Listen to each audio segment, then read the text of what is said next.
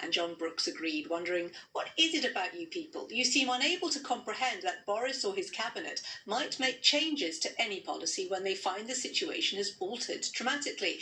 It's not a sign of weakness, it's a sign of common sense. The U-turns you highlight are reflective and mature actions for which you should give credit. Finally, it was back to school this week for millions of pupils in schools in England and Wales, and education correspondent Dan Johnson was reporting on that on Wednesday. Quite a momentous moment, not just for these kids. It's their first day at big school, which will be a nervous, exciting, interesting time for them anyway. But this is the first day back, really, in proper education for so many kids. Valerie Houghton contacted us with this response.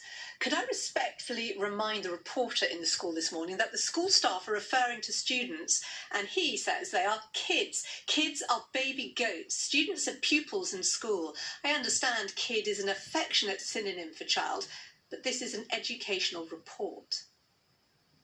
Thank you for all your comments this week. If you want to share your opinions about what you see or hear on BBC News, including its social media and online output, email newswatch@bbc.co.uk, or you can find us on Twitter @NewsWatchBBC.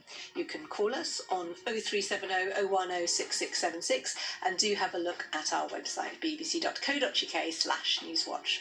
That's all from us. We'll be back to hear your thoughts about BBC News coverage again next week. Goodbye.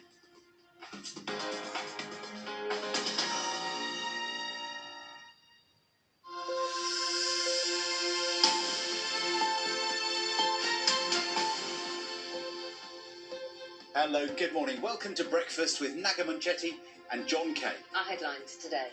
More areas of England are added to the government's watch list of coronavirus hotspots as scientists warn that outbreaks at universities are highly likely. Back to work. Government departments are ordered to get more staff into the offices by the end of this month. The big switch on, the coronavirus heroes who took centre stage at Blackpool's world-famous Illuminations. Good morning. A Friday night fight back from England's cricketers sees them beat old foes Australia by 2 runs, having been seemingly down and out in the first T20 match at Southampton. Good morning. The weekend brings us a mix of sunshine and showers. Most of the showers will be in the north and the west today, and they'll drift their way southeastwards tomorrow. I'll bring you all the details throughout the morning. Good morning. It's Saturday the 5th of September. Our top story is that several more areas of England, including Leeds and Middlesbrough, have been added to the government's watch list of places with high rates of coronavirus. They'll now be closely monitored, and restrictions may be reimposed if infections continue to rise. At the same time, though, some areas are seeing restrictions lifted, and all these changes come in as scientists warn that significant outbreaks linked to universities are highly likely this autumn, as Andy Moore explains. Leeds is the latest city to become an area of concern for Public Health England. There will be an increased monitoring of cases and potentially more restrictions further down the line if the rate of infection doesn't fall. The local council says there's a growing number of cases in young people aged 18 to 34. Other places are in a similar position. We're in a situation where we're being watched quite closely by Public Health England and the Department of Health and offered additional help and support if we need it.